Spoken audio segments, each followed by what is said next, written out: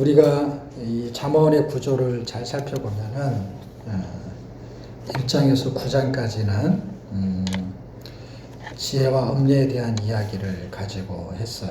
그리고 내용의 초점은 예수 그리스도에 대한 이야기로 전개가 되는 거예요. 그래서 예수님이 누군지에 대해서 설명을 하는 거고, 그 다음에 10장서부터 31장까지는 그 예수를 믿은 사람과 안 믿은 사람, 다시 말하면 예수님이 누구인지에 대한 설명만 한 것이 아니라 예수님이 아닌 음료에 대한 설명도 해주고 있어요.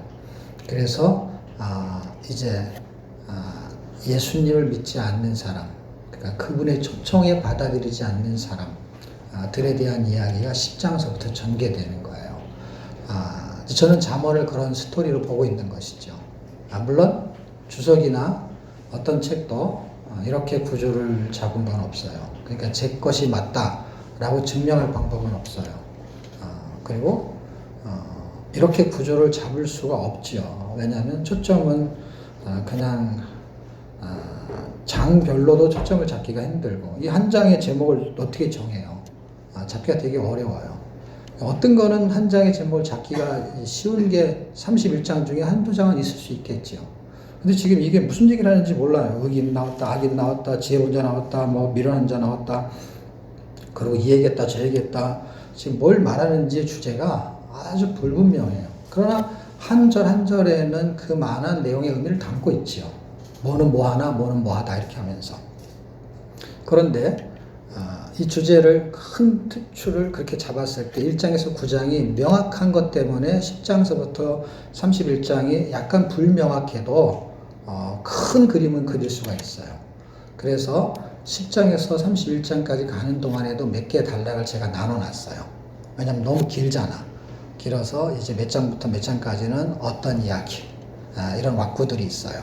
근데 뭐 그거를 다 맨날 설명하게 되면 또 시간이 많이 가고, 나중에 책으로 또 쓰게 되면 이제 한눈에 볼 수 있고, 또 저도 하다 보면 또 수정도 해야 되고, 그런데 어쨌든 제가 이제 비전 통독이나 무슨 책에는 다 썼기 때문에 큰 줄기는 잡아놓은 상태예요.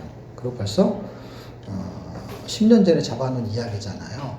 그리고 구체적으로 이렇게 한 장 한 장 한 적은 없기 때문에 이제 좀 세부적으로 보고 있는데, 12장을 준비하면서 힘든 건 뭐냐면, 이제 10장서부터 31장까지가 너무 긴 거예요. 그렇잖아요. 30여 장 중에서 한 20여 장이 예수를 믿은 사람과 믿지 않는 사람에 대한 삶을 말하니까, 주제를 잡으면은 1장부터 9장은 그리스도에 대한 구원의 초청에 대한 설명이라면, 그 초청을 받아들인 그리스도인에 대한 설명이 10장에서 31장인데, 그리스도인에 대한 설명만 하는 것이 아니라 그리스도인이 안 된 사람도 있잖아요. 그래서 여기는 그거를 빗대서 하나는 의인, 하나는 악인으로 설명한 거예요. 그래서 의인은 예수를 받아들인 사람으로 설명을 하는 것이 가장 합리적이고, 악인은 초청을 받지 않은 사람. 근데 이렇게 가다가 10장, 10장 가다가 하나의 은혜로 초청을 받아들였어. 그러면은 1장에서 9장에서 받아들인 사람이 돼가지고 10장에서부터 출발할 때는 그리스도인에 해당이 되겠죠. 그냥 그렇게 해당이 되기 전까지는 악인, 미련한 자, 어리석은 자, 여기에 해당이 되죠. 그리고 그런 속성이 되게 많이 묻어 나오죠. 그러나 의인은 하나님이 있는 자, 예수가 있는 자에 대한 결론치를 말해요. 그래서 그 결론치가 뭘로 끝나냐?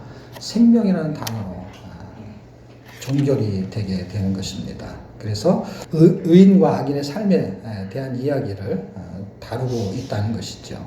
그래서 10장에서 15장까지는 의인과 악인의 삶의 방식에 대한 이야기로 제가 초점을 크게 잡았어요. 그래서 그 다음에 16장서부터는 또 그때 가서 얘기를 하고, 다 얘기하면은 다 잊어버리잖아. 그래서 조금만 얘기하면 조금만 잊어버리잖아. 그래서 조금만 얘기하는 게 나아. 왜냐면 다 얘기했는데 다 잊어버리면 너무 허망하잖아. 근데 조금만 잊어버리면 괜찮잖아. 그래서 10장에서 15장까지 정도는 주제를 설명해 줄 수 있는데, 우리가 이미 10장을 했잖아요. 지혜자의 입술, 신앙 고백을 말하는 거고, 지혜자가 아닌 입술이 또 있겠죠. 그건 이제 상대적인 거니까. 그 다음에 11장은 우리가 지지난주에 했죠. 그것은 지혜자의 열매, 그 신앙 고백의 그 열매가 있을 거 아니냐 이런 말이 되는 것이죠.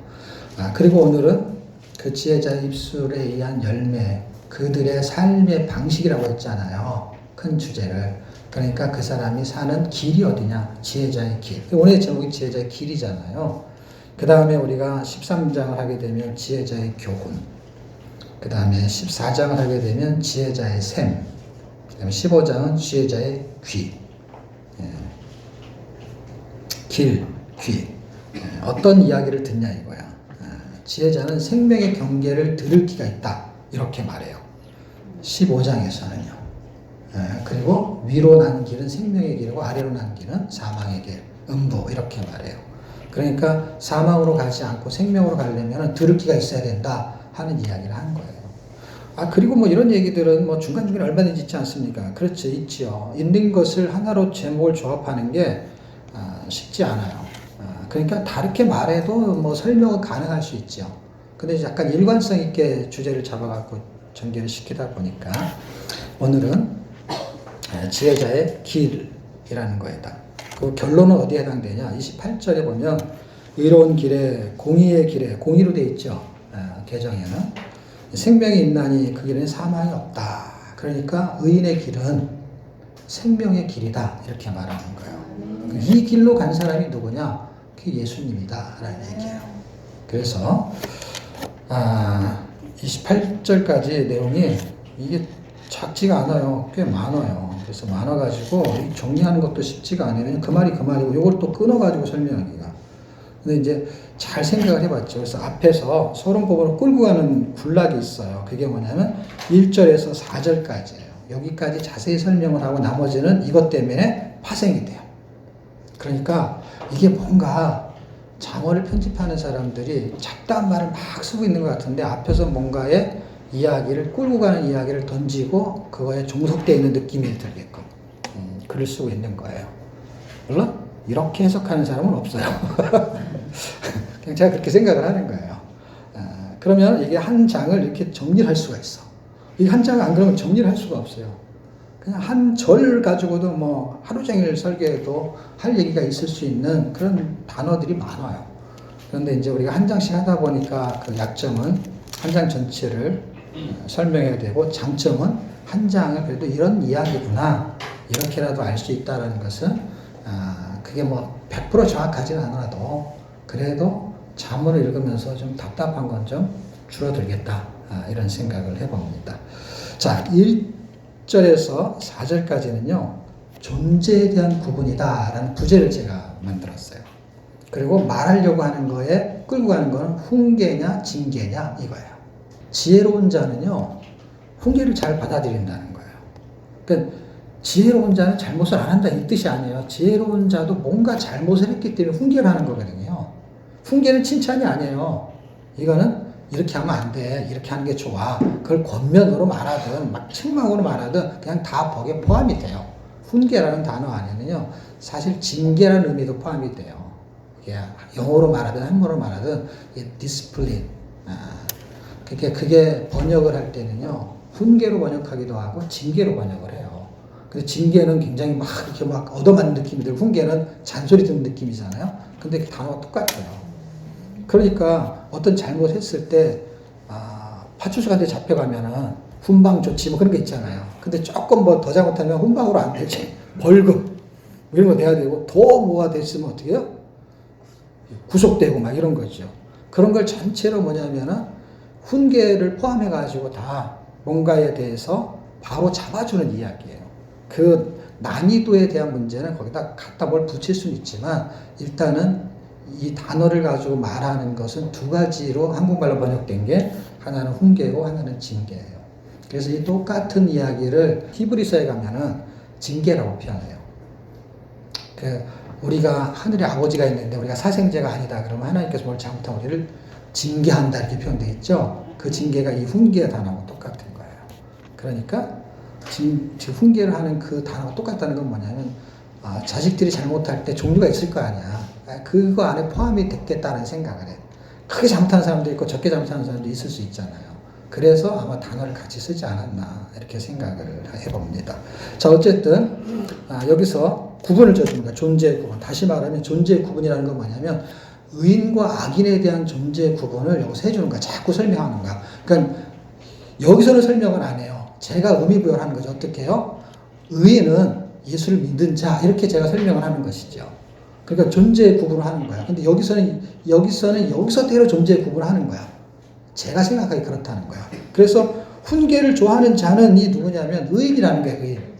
의인은 칭찬만 받는 게 아니라 훈계도 받는다는 거예요. 그리고 악인은 잘못한 것만 있는 게 아닌 거예요. 근데 악인도 잘못할 때가 있어. 잘할 때도 있지만. 그런데 악인의 특성은 뭐냐면 훈계, 징계를 싫어한다는 거예요. 그 차이가. 그래서 훈계를 좋아하는 자는 지식을 좋아하나니 여호와를 경외하는 것이 지식의 근본이다. 그거잖아요. 그래서 지식을 좋아하니 말이 이상하잖아. 그러니까 뭔가 배우기를 원한다는 거야. 지식을 좋아한다는 건 저런 소리를 들어서 너 이렇게 하니까 잘못한 거야. 이렇게 그런 거를 꼭 잘못이 아니더라도 수학 문제를 푸더라도 잘못이 아니잖아. 그냥 틀렸다는 그걸 교육하는 거잖아. 그 훈계라는 단어를 쓸 수가 있어요. 수학 문제를 푸는데 1번 문제 이렇게 풀었어. 그렇게 풀면은 안 되고 이렇게 푸는 거야.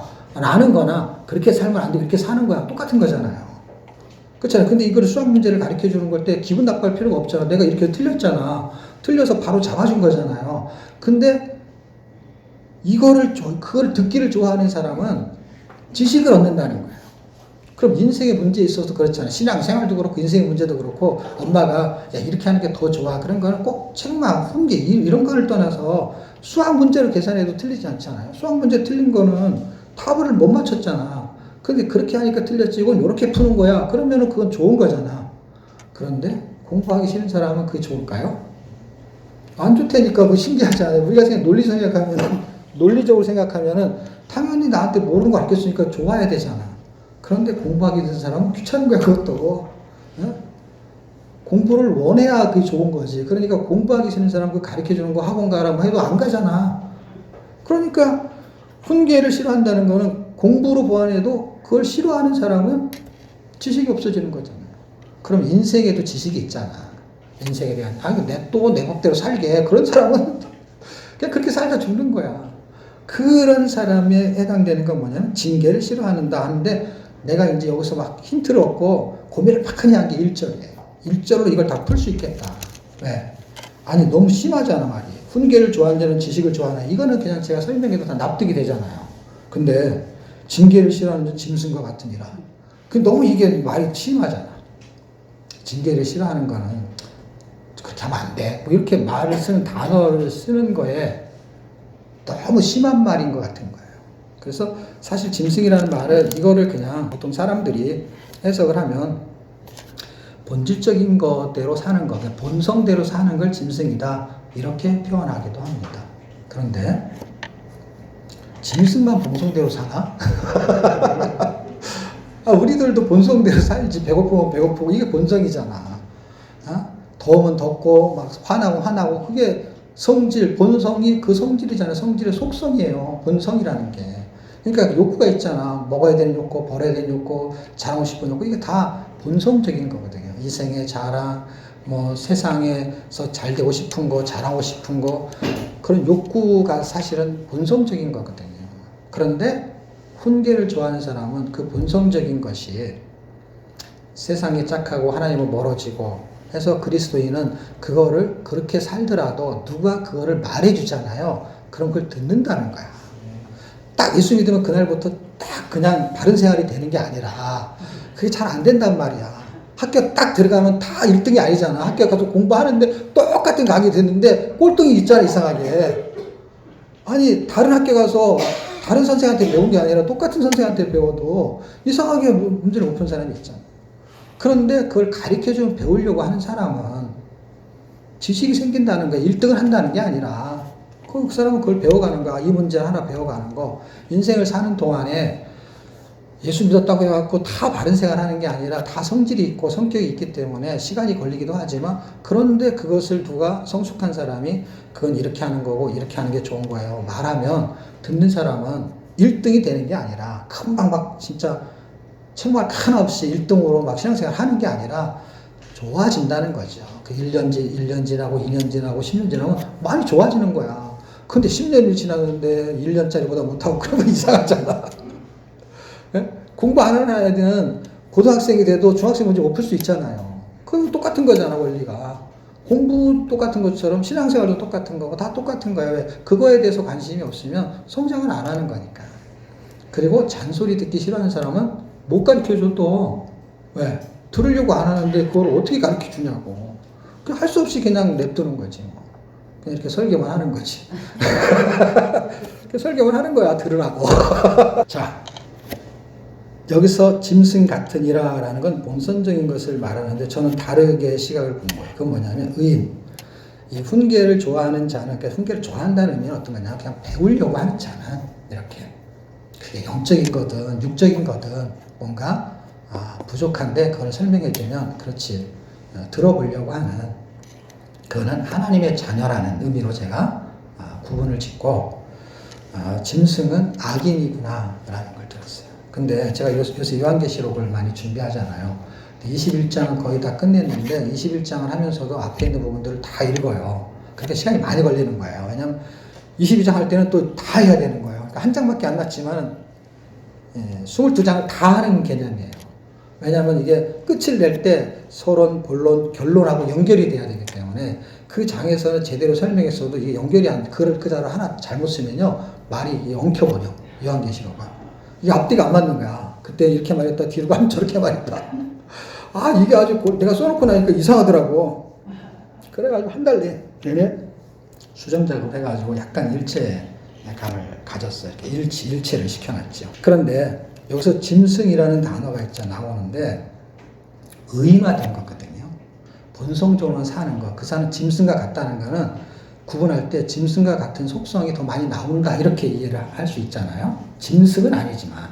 그러면 요한계시록 13장에 바다에서 나온 짐승이 있고 땅에서 나온 짐승이 있어요. 그거는 짐승을 비유로 한 거예요. 왜냐하면 다니엘 7장이나 2장에 가게 되면은 왕들이 등장하는데 그 왕들을 짐승으로 표현했어요. 다니엘서에. 그래서 그걸 그대로 가지고 와요. 그래서 연관성이 있어요. 다니엘서하고. 그 짐승을 말하는 거예요. 그러니까 우리로 말하는 그런 개, 고양 이런 짐승이 아니고 그런 어떠한 속성을 말하는 거야. 그 속성이 뭐냐면 짐승과 같은 속성이에요. 그래서 뭐 곰 같기도 하고 뭐 사자 같기도 하고 이런 이야기를 하는 그 짐승의 속성이 있어요. 그런데 그들은 세상의 본성대로만 사는 속성이 있어. 그래갖고 세상의 권력자, 제국주의자 이런 것을 말해. 바다에서 나온 짐승은. 그 당시는 로마 이런 나라 같은 거. 근데 땅에서 나온 짐승은요. 어떤 속성이 있냐면 이 첫 번째 나온 짐승을 잘 보좌를 해. 그래서 약간 종교성을 띄어. 그래서 어떤 흉내를 내냐. 성경에 분명하게 짐승과 거짓 선지자가 따로 있어요. 그런데 두 번째 짐승은 이 거짓 선지자의 역할을 해요. 아주 농후하게. 그러니까 짐승의 속성 중에 또 하나가 뭐냐면 속성대로 사는데 자기의 유익을 위해서만 말을 해. 왜? 이제 지나가다 보면 입으로 사람을 구하는 입에 대한 말이 쭉 나오잖아요. 그러니까 여기서부터 속성이 갈라지는 거야. 우리도 말하다 보면은 실수하고 잘못해. 잘못하는데 이 속성이 강한 거야. 왜냐하면 자기 유익을 위해서 남을 해코지를 하는데 몰라 이거를. 말을 하는데 말을 막 섞어가지고 이렇게도 말했다 저렇게도 말했다 하는데 그 말이 다 다른 사람에게만 해가 되는 말이야. 그래서 이럴 때는 이렇게 말하고 저 때는 저렇게 말해. 그 진실성이 없어. 근데 이거는 언제 알 수 있느냐? 시간이 지나서 여러분이 개, 고양이 키우면 걔네들 성격 다 알죠. 개, 고양이를 키워도. 그리고 사람하고 살면은 그게 좋은 사람, 나쁜 사람 상관없이 특성이 있잖아. 그래서 시간이 지나면요. 말을 이랬다 저랬다 하는 사람은 시간이 지나면 알 수 있어. 왜? 시간이 지나지 않으면 확인이 안 돼. 왜냐면 시간이 지나서 이렇게 말했는데 시간이 지나고 이렇게 말해야 하는 것이 시간이 한참 지나야만이 확인이 돼요. 그래서 그런 이야기를 지금 하고 있는 거예요. 알고 봤더니 너무 놀랍게도. 그래서 계시록 16장 13절 19장 20절 20장 10절에 보면 짐승과 거짓 선지자는 불못에 들어간다 라는 걸로 정리해요. 잡아서 불못에 넣는다. 짐승과 거짓 선지자. 그러니까 지금 여기서 말하고 있는 것은 제가 1장에서 9장까지를 왜 또 설명하고 가냐면 예수를 믿은 사람은 의인으로 표현하고 아닌 사람 악인으로 표현할 때 이 짐승은 요한계시록 연결이 되는데 그런 사람은 거짓 선지자 해가지고 뭐하고 연결이 되느냐? 거짓 증언을 해. 거짓 선지자는. 그런데 12장에 그 내용이 나와. 12장에. 그래서 저는 그거에 힌트를 얻어서 이걸로 오늘 주제를 잡아서 정리를 해야 되겠다. 그래서 어제 밤새도록 하다가 너무 피곤해가지고 신경 쓸 것도 많고 그래갖고 그냥 자버렸어. 그래갖고 새벽 5시에 일어나가지고 구절을 잡았어. 눈이 시뻘게 지금. 새벽에 자고 5시에 일어나가지고 정리를 했어요. 원래 이제 초안을 잡아놨는데 이렇게 의인과 악인의 구분은 짐승, 이거는 이제 다 아침에 한 거예요, 새벽에. 이렇게 여기 세부적인 구조. 큰 제목을 잡고 주보를 만들고 이제 잤죠, 그냥. 왜냐면 피곤해가지고 이제 도저히 안 나오니까.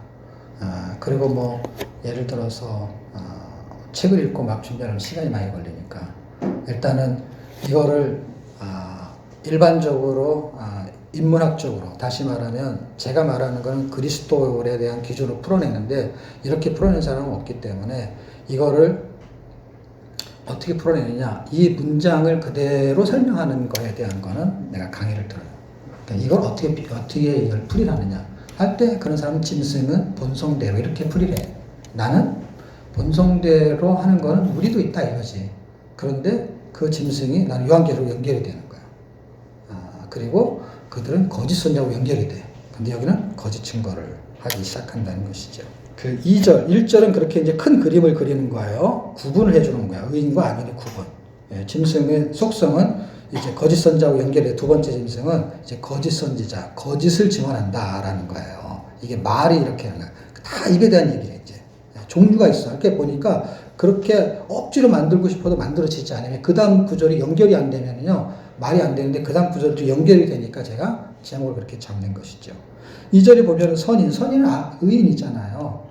여호와께 은총을 받으려니와 악한 자를 꾀하는 자는 정죄를 받는다. 이렇게 구분된 사람들의 차이가 있어. 그 차이가 뭐냐? 선인은 은총을 받고 악인은 뭘 받는다고요? 정죄를 받는다는 거야. 그래서 짐승과 거짓 선지자는 불못에 들어가는 거예요. 정죄가 그거잖아. 우리는 잘못을 안 한 게 아니에요. 우리도 잘못을 해. 근데 은총을 받는다고. 잘 생각해 보세요. 은총이라는 단어를 생각해 보세요. 은혜를 입는다는 거야. 우리가 악인을 잘못했고 우리는 잘했고 그러면은 그냥 인본주의를 해석하면 돼. 당연한 거죠. 내 자식이 나도 잘못하면은 그렇게 하면 안 돼 이렇게 말하는 거잖아. 그러니까 우리도 잘못하겠죠. 잘못하는데 지금 이거는 뭐예요?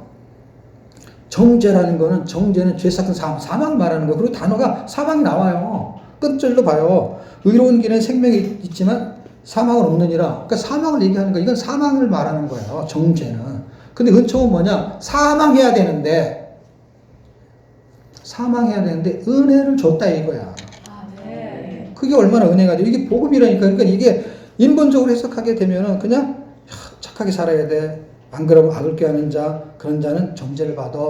이건 정죄라는 거는 꼭 그렇게 음부 아니면 지옥 이게 아니더라도 뭔가 벌금 뭐 이런 게 다 정죄에서 죄를 정하는 거. 그럼 우리는 잘못한 게 하나도 없냐고. 거짓말을 하거나 아니면 누굴 속이거나 아니면 뭔가를 해서 하여튼간 그게 크냐 작으냐 차이지. 우리도 실수하고 말도 잘못하고 다 할 수 있죠. 그런데 놀라운 건 뭐냐면 예수 안에 있는 사람들에게는 하나님이 은혜를 주신다는 거예요. 그 은혜를 주신다는 게 뭐냐면 죄 삭은 사망인데 그리스도 예수 안에 있는 자들은 뭐예요? 달달달달. 사망이요. 하나님의 은사는 그리스도 예수 우리 주 안에 있는 영생입니다. 은총이 그걸 말하는 거고 그게 아닌 건 사랑을 말하는 거예요. 28절의 결론이 그렇게 나니까. 그러니까 여기서 4절까지만 정리하면 나머지는 있잖아요. 9절만 잡으면 절별로 설명할 필요 없어. 그냥 4절까지만 제가 절별로 설명할 거야. 나머지는 이렇게 군락을 이루면서 전체 소재만 설명할 거야. 왜냐하면 그건 읽으면 다 그 뜻이에요. 그 뜻. 우리는 그런 은총을 입은 거예요. 착한 일을 해가지고 은혜를 입은 게 아니라 선인은 예수 믿은 사람은 은총, 하나님이 대신 거를 갚아주는 은혜가 있다 이 말인 거예요. 그래서 그 차이가 있고 3절은 의인과 악인은 뭘로 설명하냐? 뿌리로 설명을 해.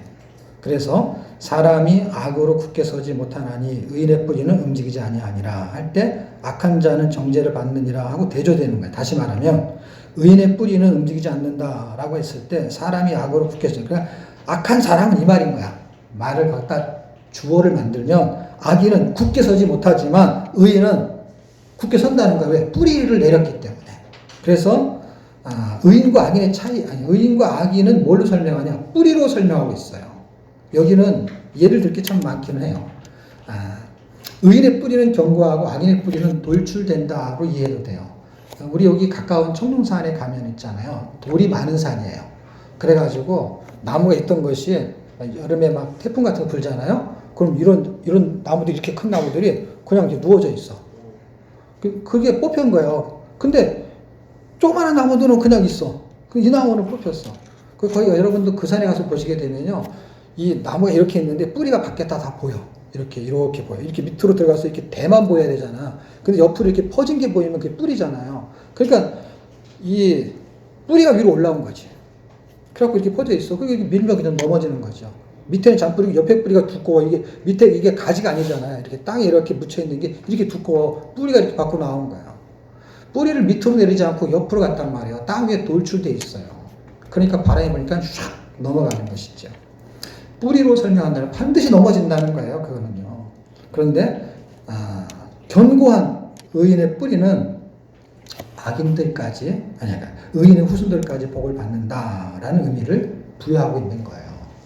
왜냐하면 제가 그런 설명한 적이 있잖아요. 의인의 자손은 걸식함을 보지 못한다 하는 이야기를 다 포함하고 가지고 가는 거예요. 죄의 뿌리와 의의 뿌리의 차이가 있는 게 나무의 열매로 그 이야기는 어디서 인용하고 있냐면 마태복음 7장 15절에서 27절에 보게 되면은 27절로 갈 때는 무슨 얘기를 하는 거냐면 반석 위에 지은 집과 모래 위에 지은 집에 대한 이야기를 하는 게 마태복음 7장 15절에서 27절까지의 이야기예요. 거기에 이야기가 거짓 선지자가 나와요. 15절부터. 그리고 그들의 열매는 그들이 거짓 선지자들을 어떻게 하느냐? 아니 그 사람이 말한 게 진짜인지 아닌지를 어떻게 아냐에 대한 설명을 하고 있는 거예요. 그게 가짜인지 진짜인지를 알아야 되잖아요. 근데 알 수가 없는데 뭘로 아느냐? 나쁜 나무는 못된 나무는 못된 열매를 맺는다. 좋은 나무는 좋은 열매를 맺는다. 나더러 주여 주여 하는 자마다 다 천국 갈 게 아니오 하는 이야기가 거기 다 포함된 거야. 또 글로 가서 읽고 설명하면 또 시간도 많이 걸리니까. 그리고 그 본문은 여러분이 찾아보면 제가 이렇게 말했으니까 녹음이 돼 있잖아요. 찾아보면 좀 읽으면 그냥 그 자체가 설명이 돼 있었죠. 거짓 선지자가 주어로 움직이는 거야. 거짓 선지자는 모래 위에 지은 집과 같다 이 말이에요. 거짓을 증거한다 이 말이에요. 거짓 선지자는 절대 회개하지 않아요. 무슨 얘기예요? 의인은 잘못해요. 회개를 해요. 그래서 가룟 유다는요. 회개를 하지 않은 거고 베드로는 가룟 유다보다 더 심한 말을 했어요. 그런데 회개를 했다는 건 뭐예요? 기회가 있는 것이죠. 우리의 상태를 지금 설명해 주고 있는 것입니다. 그리고 마태복음 13장 18절에서 23절까지는요. 씨 뿌리는 비유가 나와요. 그러니까 말씀 우리한테 뿌려요. 근데 길가봐, 돌짝봐, 가시떨기봐, 그리고 목토밭을 설명을 합니다. 그런데 길가밭은요, 악한 자의 영향을 받는 자라고 해요. 그래서 말씀을 받으면 그냥 다 없어져 버린다는 거예요. 그리고 돌짝밭, 그럼 뿌리가 없대요. 돌이 있으니까, 아까 내가 돌산 얘기했잖아. 뿌리를 내리지 못하는 거. 돌이 있으니까 옆으로 가는 거예요. 밑으로 못 가고. 가시떨기밭은 말씀을 받아서 처음에 은혜를 받는데 세상에 염려가 오면 그냥 싹 날아가는 거예요. 그게 밭을 설명하는 거예요. 좋은 밭 같은데 좋은 밭이 아니고요. 금방 받아들여서 은혜 받았다고 하는데 그 다음날 가면은 싹 날아가는데 뭐 때문에? 돈 때문에. 세상의 염려와 재리의 욕 때문에. 돈 때문에 싹 닦아먹는 거예요. 헌신적인 사람은 돈을 헌금을 하잖아요. 근데 이 사람은 돈 때문에 신앙을 까먹겠다는 거잖아요. 그게 가시떨기 밭이에요. 그런데 좋은 땅에 뿌렸다는 건 말씀을 듣고 깨닫는 자. 그러니까 뭐예요? 다시 1절로 가는 거죠. 어떻게 해요? 말씀을 듣고 나서 이렇게 사는 게 아니구나 해서 깨닫는 건 훈계를 듣는 거 똑같은 말이에요. 말씀을 들었다는 건 뭘 잘못했기 때문에만 훈계를 듣는 게 아니라 진리를 설명하는데 진리로 안 간 사람들은 훈계거리가 된 거나 마찬가지인 것이죠. 훈계를 한 건 아니더라도. 그래서 진리를 선포했는데 듣고 깨달으니까 그리고 돌이켰으니까 그게 훈계가 돼버린 거예요. 자기한테. 그리고 그게 진리고. 그게 1절로 다시 돌아가는 거예요. 어쨌든 뿌리의 실체로 설명하니까 열매로 확인이 된다 하는 얘기는 마태복음에 있는 씨 뿌리는 비유와 마태복음 7장에 있는 반석 위에 지은 집과 설명했어요. 그래서 이게 못된 나무인지 좋은 나무인지 알 수 있는 방법은 시간이 지나면 알 수 있다는 거예요. 왜? 시간이 지나야 열매를 맺으니까. 시간이 지나기 전까지는 아무것도 이해할 수가 없는 거예요. 시간이 지나면 열매가 어떻게 맺냐? 불평의 열매, 비난의 열매. 어떤 사람은 시간이 지나니까 감사의 열매, 기쁨의 열매. 그럼 어떻게 알 수 있냐? 시간 지나면 알 수 있죠. 같이 살아보면 알 수 있죠. 같이 살아보니까 어때? 말 잘못했다가 이제 큰일 나는 거지. 밥 먹고 와서 이제 손 들고 있어야 되는 거지. 말 못하니까 여기서 살아보니까 어때? 감사가 넘쳐요. 이거 봐. 얼마나 좋아. 자, 어쨌든 우리에게는 다 약점이 있고 뭔가 부족한 게 있죠. 그러나 뭐 예수님 믿으면 절대 불평이 없어 그런 뜻이 아니라 그런 게 있을 수 있죠. 근데 어떻게 해요? 뭔가 다시 하나님의 말씀을 들으면 듣고 깨달으면 된다는 거예요. 어떻게 해야 잘못을 안 해요? 근데 그게 없으면 그게 이제 문제인 거지. 그럼 뭘 수정이 되고 교정이 되냐고. 처음부터 어떻게 잘못을 안 하냐고. 살다 보면은 태어나서도 걷기 위해서는 넘어지는데 그럼 그게 잘못이냐고. 서기 위해서 넘어지는 것이지. 우리가 말씀대로 살아보려고 하다 넘어지는 거지. 예를 들면 나중에서 하려고 하는데 안 된 거지. 그러니까 그냥 안 하려는 게 아니라 하려고 하는데 안 되는 거죠. 그건 뭐야? 넘어지는 거지. 근데 일어서는 게 뭐예요? 또 하고 하는 건 뭐예요? 아이하고 똑같은 거예요. 아까 내가 수학 문제 말한 것처럼 똑같은 거예요. 그가 걷기 위해서는 넘어져야 걷거든. 그러니까 이렇게 자꾸 실패를 하면서 뭘 배우냐면 이렇게 하면 실패하는구나를 배우면서 뭔가 깨닫는 게 생기는 거지, 하나씩. 그러면서 하나씩 생기면서 시간이 지나면서 그가 성숙해지는 과정을 거쳐서 훌륭한 사람이 나오는 것이죠. 한 방에 끝나는 사람은 없어요. 시간이 많이 걸리는 사람과 좀 덜 걸리는 사람 그 차이지. 그런 시간은 언제든지 필요한 것이죠. 어쨌든 그렇게 뿌리로 설명이 된다는 것은 열매로 설명이 된다는 거예요. 시간이 지나면. 뿌리를 깊이 내리지 않는 것은요. 열매를 맺지 못한대요. 그럼 무너져 버린다는 거예요. 그게 3절의 이야기이고 4절은요. 뿌리가 견고한 의인과 견고하지 못한 악인의 비유를 드는 거예요. 그래서 제가 이걸 딱 보다가 성경구절이 생각이 났어.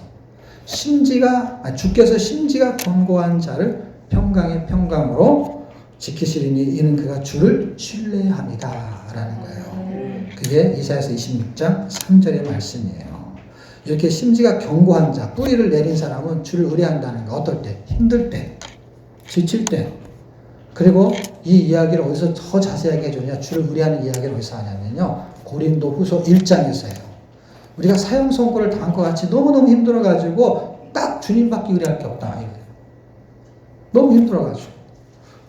돈을 의지해도 안 되지. 사람을 의지해도 안 되지. 왜냐면 그 사형 선고 당한 것처럼 핍박을 당하는데 어떻게 도와줄 수가 없어.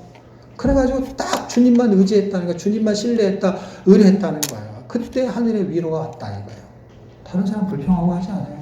그 상황이 단지 하나님 외에는 이걸 해결할 수밖에 없다라는 거예요. 바울이 불평했다는 게 아니라 그 상황이 그랬다는 거예요. 네? 근데 하늘에서 위로가 내려왔다라는 것처럼 지금 견고한 의인과 견고하지 못한 악인의 비유를 지금 뿌리로 설명했고 그 뿌리를 내린 사람은 어려운 일이 없다는 게 아니라 어려운 일이 있기 때문에 주를 신뢰하는 거죠.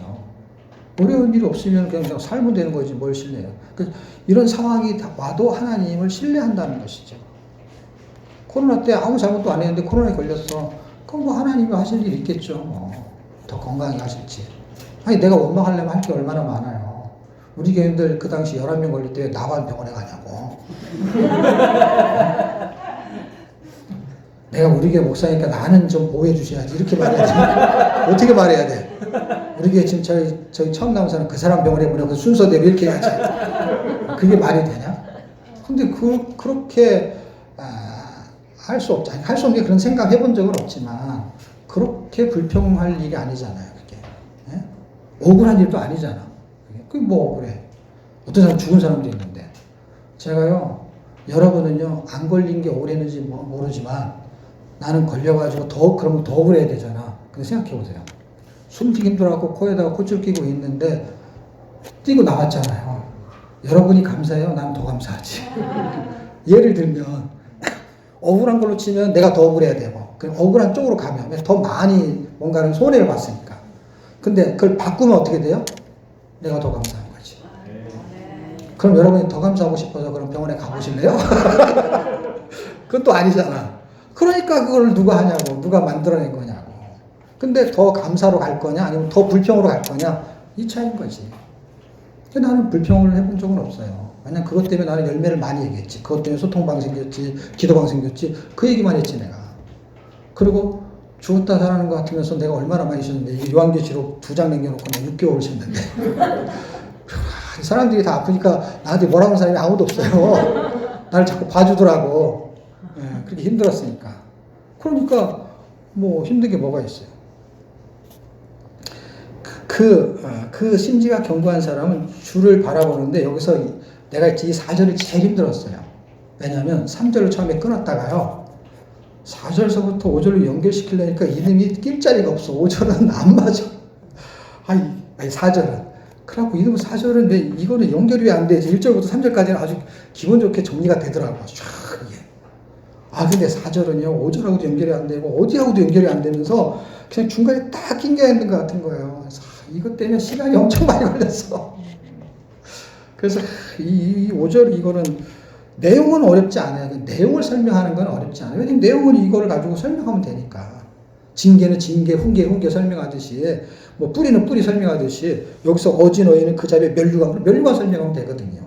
그 다음에 욕을 끼치는 여인은 그 지압에 뼈를 썩게 함이라 하는 거예요. 근데 갑자기 왜 의인, 악인, 지혜로운 자, 미련한 자 나오다가 왜 갑자기 어진 여인과 이 욕을 끼치는 여인이 왜 나오냐고. 이거를 빼버리고 쓰든가. 아주 내가 이거 하는데 이게 한 장 한 장 할 때마다 불안해. 이런 게 하나씩 나오더라고요. 이런 게 하나씩 꼭 나와. 아니, 시간이 너무 많이 걸리는 거예요. 좀 이렇게 좀 이렇게 신경 많이 써갖고 지금 이걸 정리를 해가지고 잘 되고 있는데 이런 게 하나씩 딱 생기면은 이걸 빼버릴 수도 없고. 왜냐면 무슨 이유로 넣어놨겠지. 근데 그걸 내가 알 수가 없잖아요. 그리고 이걸 그렇게 썼다라는 이런 식으로 정리하는 책이라도 있으면 좋은데 그런 책을 몇 개 샀는데요. 자기가 하고 싶은 얘기가 써가지고 참고할 게 없어. 그러면 이제 인사이트를 얻어야 되니까 무턱대고만 이것만 봐도 안 되니까 이제 인사이트를 얻는 거죠. 어떤 사람은 어떻게 말하냐. 그런데 이거를 한 장을 제목을 잡는 사람도 없고 이렇게 절별로 주제를 잡는 사람도 없어. 소재를. 이건 내가 해내야 되는 것이죠. 그리고 이게 연결이 되지 않으면 말이 안 되는 거잖아. 또 여기서는 소재가 이랬다 다음에 이랬는데 그게 앞뒤가 안 맞아. 그러면 안 되잖아요. 그래서 이 앞에서 끌고 가야 되는데 요 놈이 딱 긴 거야. 결국은 여인으로 비유하는 게 뭔가 같아요. 여인이 지혜도 여인이고 음녀도 여인이잖아. 네. 그런데 이게 생각이 나는 거야. 이게 이거구나. 어진 여인은 그 맨 뒤에 가면 그거 나오는 거 아세요? 현숙한 여인. 이런 여인이 딱 뜨는 거야. 이거는 벌써 지혜를 받아들여. 그 지혜 여인, 그리스도를 받아들인 사람은 어진 여인인 거야. 이 표현은. 이건 어진 여인으로 표현하는구나. 그리고 음녀, 악인 이런 사람들은 여자를 표현할 때는 뭐야? 욕을 끼치는 여인. 그러면서 지압이하고 붙어갖고 말을 하는 거예요. 그 속성을 말하는 거야.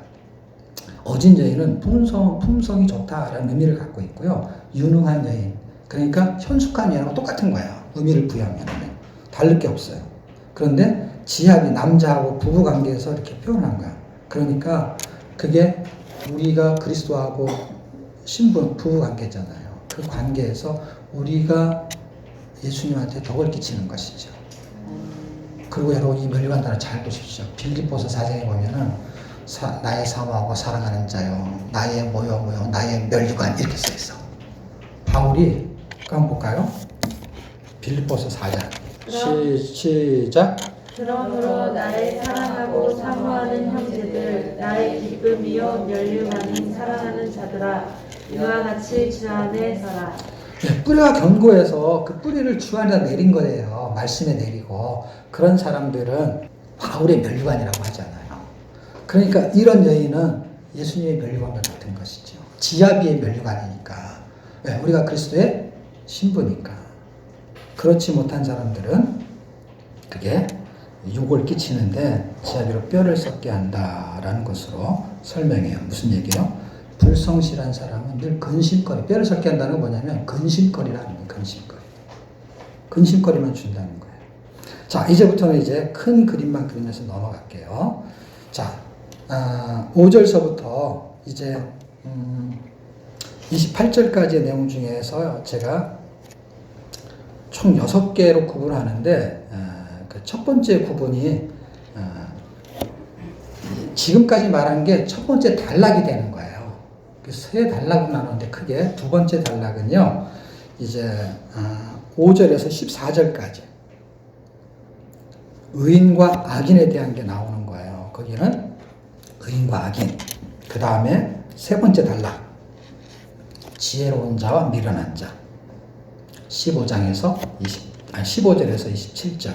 그러면 첫 번째 단락에서 의인과 악인을 하려는 게 뭐냐? 할 때 의인과 악인은 뭘로 구분짓냐? 생각으로 구분져요. 그래서 여러분이 의인과 악인, 생각의 구분 이렇게 쓰시면 돼요. 생각이 달라. 그 다음에 지혜로운 자, 미련한 자. 이게 똑같아요. 이게 의인과 악인이야 말하자면. 지혜로운 자는 의인이고 미련한 자는 악인이야. 그런데 단어를 이렇게 쓰니까 이제 문단을 구성하기가 좋죠.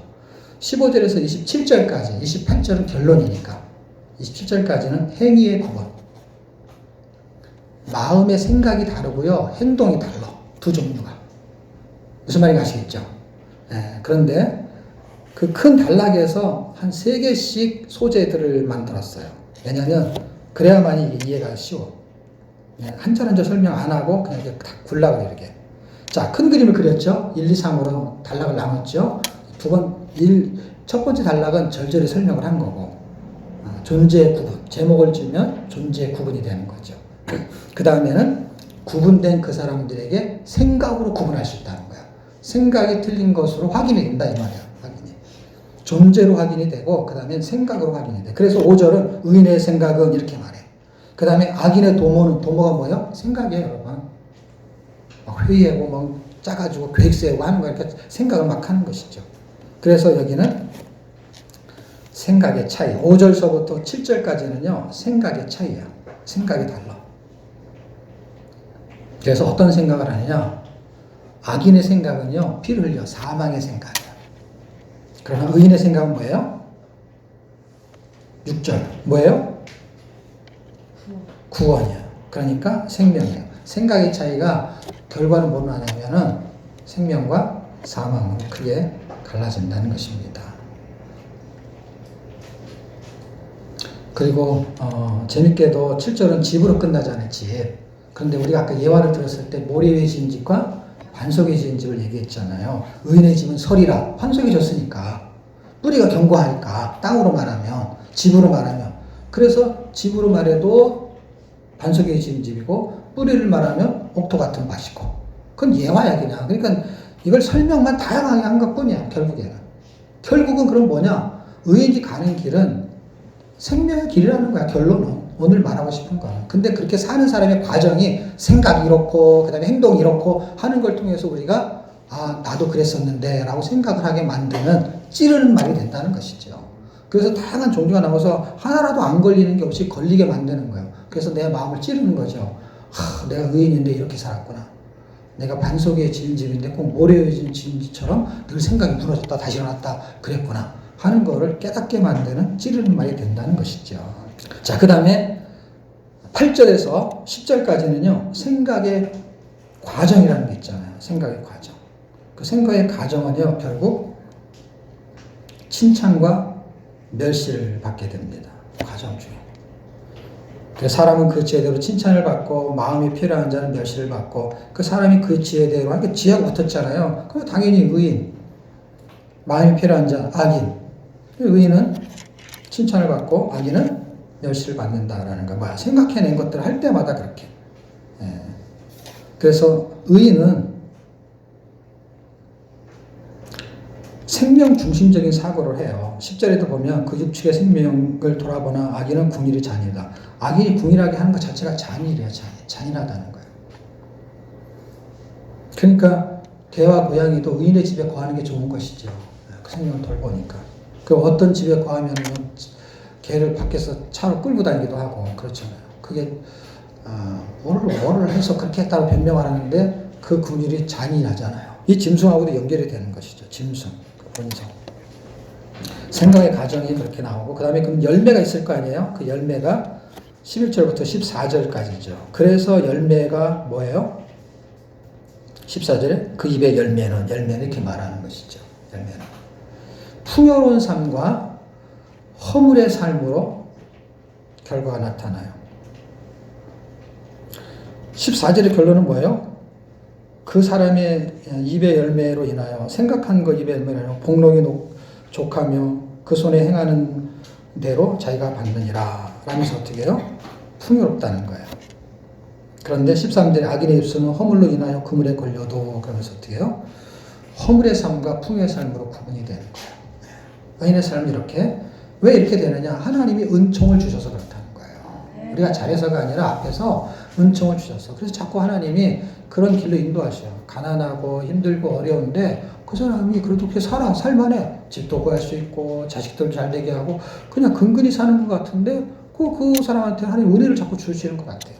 좋은 사람을 붙이기도 하고 뭔가 필요할 때는 물건이 오기도 하고 해서 그 사람을 살게. 그게 뭐예요?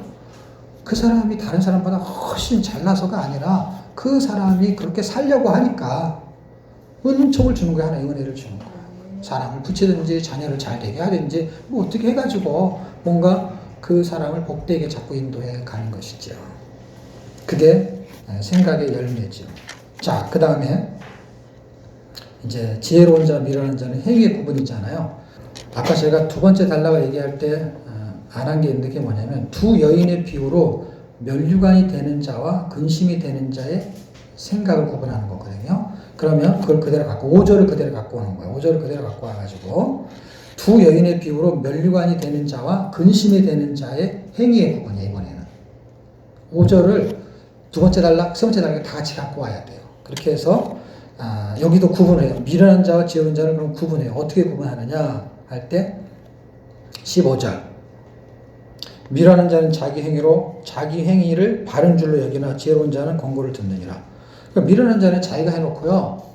자기 의야.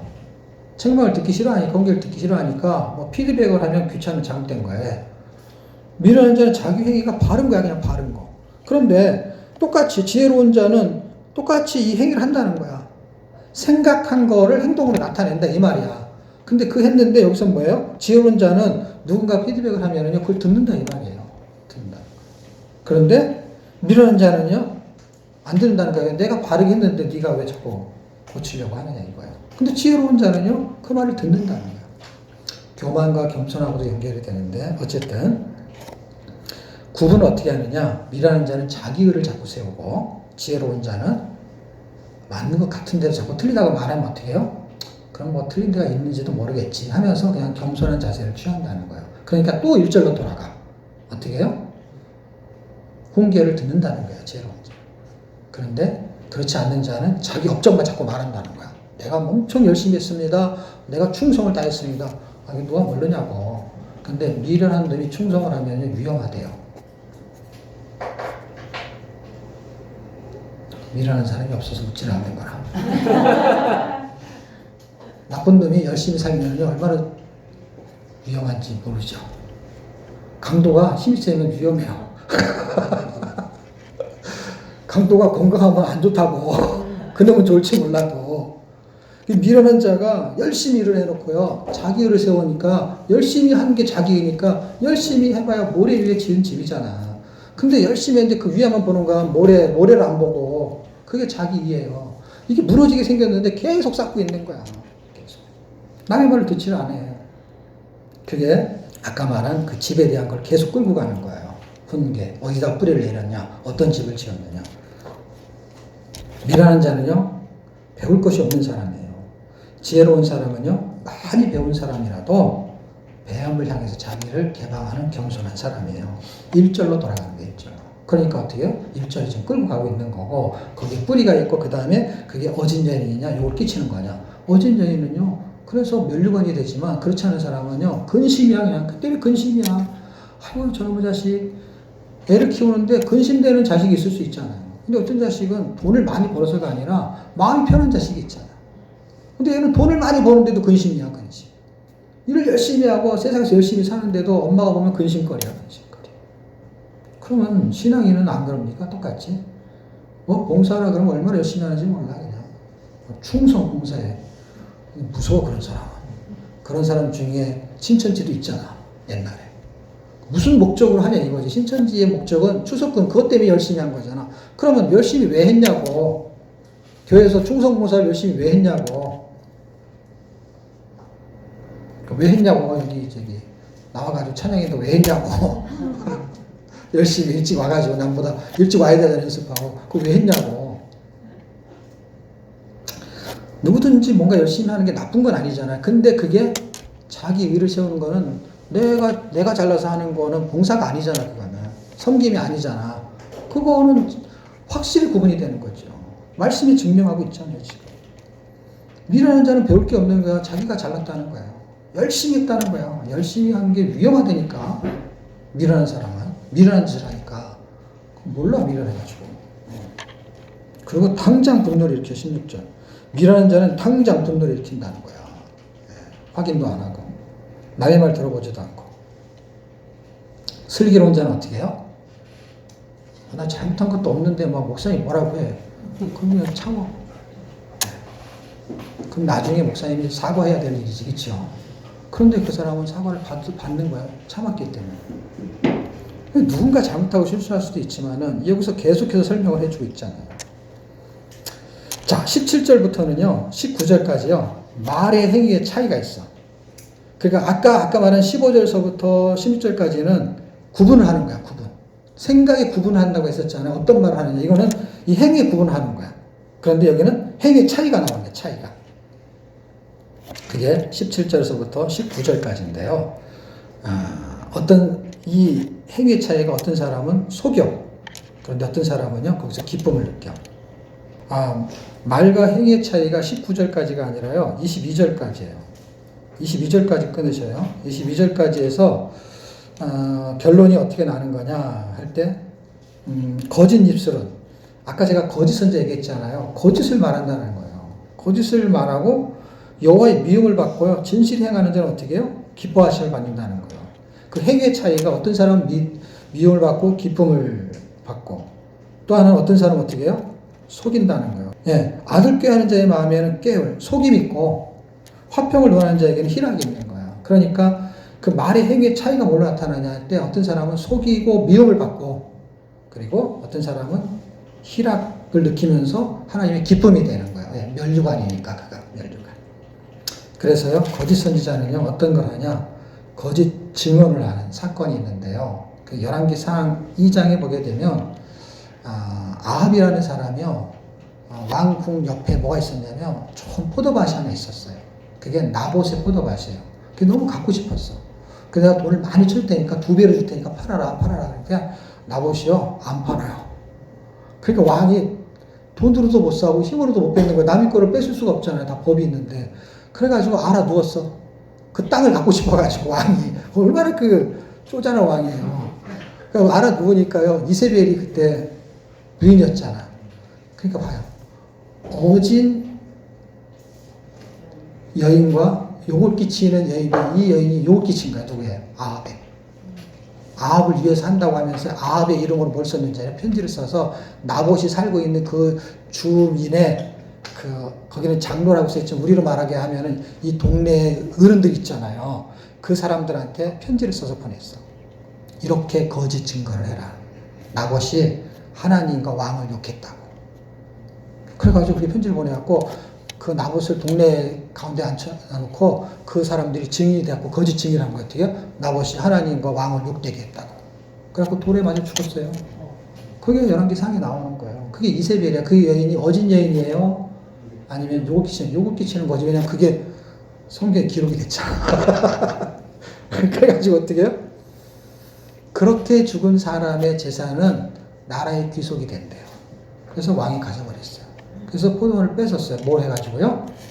거짓 증언을 해가지고요. 그래서 거짓 선지자가 여기에 해당이 되는 것이죠. 거짓 증언을. 남을 죽이는 거예요. 자, 이제 말의 행위의 가정. 그럼 어떻게 가정이 흘러가느냐? 23절에서 27절까지 이제 마지막이네요. 결론은 딱 아까 제가 말한 거예요. 18절. 말의 행위의 가정. 과정이 뭐냐? 그러니까 말을 한 것을 통해서 행위가 나오잖아요. 그거에 어떤 과정이 흘러가요. 그 과정이 딱 간단해요. 26절. 의인은 그 이웃의 인도자가 된다. 길잡이가 된다는 거예요. 이정표가 된다는 거예요. 아, 저 사람처럼 해야지. 그러니까 그 의인의 말의 행위는 그 사람이 그거를 말을 한 걸 보여주는 것이죠. 언행일치를. 그럼 그거를 보고 어떻게 해요? 이웃이 따라간다는 거예요. 따라간다. 물론 이렇게 될 때까지 시간이 걸리죠. 그러나 이렇게 가게 만든다는 것이죠. 뭐가? 하나님의 은총이. 뭘 해서? 훈계를 해가지고. 본성적으로 살지 말고 이성적으로 살아. 그 다음에 복음으로 살아. 그러니까 손해보더라도 이렇게 네 이웃에게. 우리도 여기 페인트 칠하고 다 하려고 그러면요. 여기 다 같이 걷어서 해야 되는 거야. 공동금. 이 안에 페인트를 우리 돈으로 해야지. 근데 밖에 하는 거는 돈을 걷어서 해야 되는 거야. 다 여기 쓰는 거니까. 그런데 아무도 돈을 내려고 안 해요. 그래서 우리가 다 했어요. 그러면 그거는 뭐야? 선교, 구제 이렇게 생각하면 되는 거죠. 그냥 섬긴 거죠. 교회니까. 그럼 뭐예요? 우리가 성도니까. 우리가 구원받았으니까. 그럴 수 있다는 거예요. 그 인도자가 되는 거예요. 그 사람이 가는 길이 선한 길로 가게 되는 거죠. 그런데 악인의 소행은 어떠냐? 자신을 미혹한다는 거예요. 자기도 자기한테 속는다는 거예요. 악인의 미혹이. 자기는 열심히 했고 충성했고 다 했는데 그렇게 간다는 거예요. 자, 결론. 우리의 삶, 우리가 생각하고 말한 대로, 그 다음에 행동한 대로 다 처음부터 옳지는 않지만 수정해 가잖아요. 수정. 훈계를 들으니까. 수정해 가면서 그렇게 살아가면은 이웃이 우리를 따라온다 이 말이에요. 왜? 이정표, 길, 인도자가 그거니까. 인도자. 이웃의 인도자가 된다는 거예요. 그럼 결론은 뭐예요? 말의 행위의 열매는 뭐냐? 그러니까 말을 생각한 거잖아요. 그러니까 생각한 거를 말하고 그 다음에 그 행동에 열매가 있을 거 아니에요. 행위에. 그 열매는 공의로운 길이 생명에 있나니 그 길에 사망이 없다. 이 길을 간 사람이 있다는 거예요. 누가? 예수님이.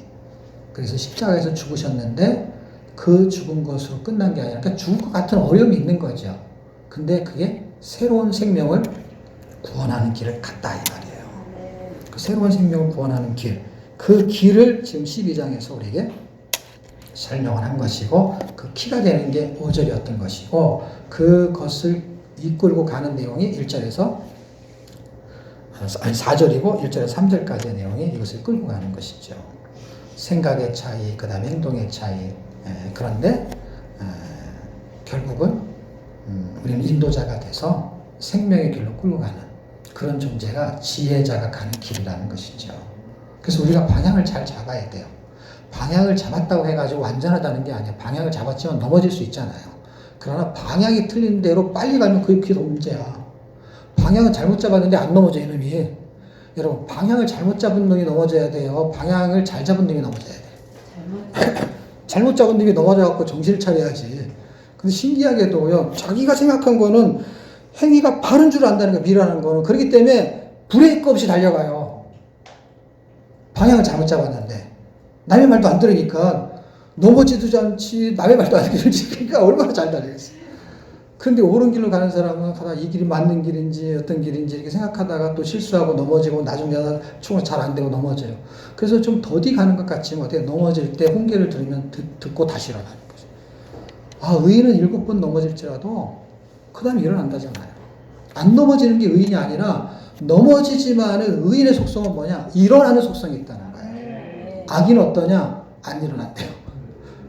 못 일어난대요. 그래서 뿔이 견고하지가 않다. 넘어지는데 못 일어난다. 똑같은 말이에요. 비유만 틀린 것이지. 저와 여러분은 완전하고 부족한 게 없고 잘못된 게 없냐? 아니, 그렇게 하실 거를 알지만 우리의 속성은 늘 넘어질 수밖에 없고 늘 연약하고 그 다음에 넘어질 수밖에 없고 남한테 피해를 줄 수 있어요. 그런데 훈계를 듣기만 하면 회복이 일어나. 베드로도 그랬고 다 그랬잖아요. 바울도 예수님의 사람 잡아 죽이고. 그러니 얼마나 악하면 죄인 중에 괴수라는 소리까지 했어요. 우리가 덜할 게 뭐가 있습니까? 그렇지만 은총을 주신대잖아요. 은혜를 주신대잖아요. 그 은혜를 붙잡고 다시 일어서기를 주의 이름으로 축복합니다.